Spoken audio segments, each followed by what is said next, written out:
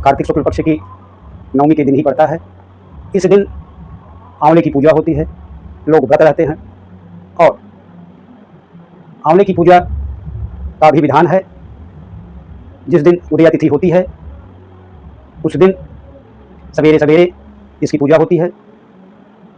सब जो व्रत रहता है आंवले के पेड़ के नीचे जाता है और उसकी षोडशोपचार पूजन करता है। षोडशोपचार में आता है कि पहले हम अखंड दीप जलाते हैं, इसके बाद हम पेड़ को रक्षा बांधते हैं, पेड़ को तिलक लगाते हैं, पेड़ के ऊपर अक्षत छोड़ते हैं, पेड़ के ऊपर फूल चढ़ाते हैं, फिर धूप दिखाते हैं, दीपक दिखाते हैं, आरती कहते हैं, नैवेद्य चढ़ाते हैं और आरती करते हैं, फिर क्षमा प्रार्थना करते हैं। इसके बाद आवाहित देवताओं की विदाई करते हैं। इसमें हम विष्णु भगवान की पूजा करते हैं। विष्णु भगवान का प्रिय आंवले का वृक्ष है। विष्णु भगवान ने पुराणों में कहा है कि जो हमारा प्रिय है उसकी जो कोई पूजा करेगा तो हमारा प्रिय होगा।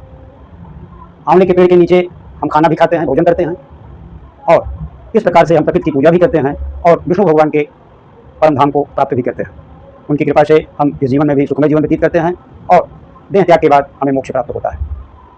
आंवले के पेड़ की जड़ में ब्रह्मा का निवास होता है, तने में विष्णु का निवास होता है, ऊपर शिखाओं में शंकर जी का निवास होता है। इस प्रकार से इसमें ब्रह्मा विष्णु महेश तीनों का निवास होता है। तो हम विष्णु की पूजा के साथ साथ ब्रह्मा विष्णु और महेश तीनों की पूजा करते हैं। धात्रे नमः, विष्णुवे नमः, ओम नमः शिवाय कह करके हम तीनों की पूजा करते हैं। वेदों की मंत्र बड़ी है, सभी लोगों को नहीं आता है, तो इतना कह करके हम उनकी पूजा को समाप्त करते हैं और विष्णु भगवान की आरती, शंकर जी की आरती, ब्रह्मा जी की आरती हम करते हैं और प्रसाद को वितरित करते हैं। अक्षय नवमी के बारे में और बहुत सी बातें हैं। इसी दिन सतयुग का प्रारंभ हुआ था, इसलिए भी हम इसको सतयुग में 100% धर्म होता था। यह कार्तिक महीना विष्णु भगवान के लिए को समर्पित है, अतः हम पूजा करके इसका हम फल प्राप्त करते हैं। इस साल 30 अक्टूबर के दिन अक्षय नवमी आ रही है, तो हम इसका व्रत करना चाहिए और विष्णु भगवान की कृपा को प्राप्त करना चाहिए। इस आंवले के पूजन का अगर हम वैज्ञानिक हिसाब से बात करें, आयुर्वेद में इसको त्रिदोष नाशक कहा गया है।